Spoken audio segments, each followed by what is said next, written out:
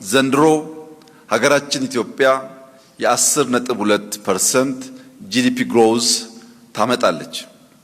ይህ የጂዲፒ ግሮዝ በቅርቡ የወርልድ ባንክና የአይኤምኤፍ ዓመታዊ ስብሰባ ሲደረግ 9.2% እድገት ኢትዮጵያ ታመጣለች። ከአፍሪካ ቀዳሚው እድገት የኢትዮጵያ እንደሆነ ወርልድ ባንክና አይኤምኤፍ ተንብየዋል። ይህንን ትንበያ ኢንዱስትሪያሎች በቀላል ማየት የለባቸው።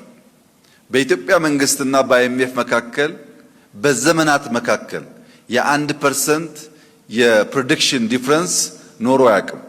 እኛ 10 ስንል እነሱ 7 6 የሚሉት 9 ብለው እኛ 10 ካል ምን ያክል የተቀራረበ ፕሬዲክሽን እንዳለ ያሳያል።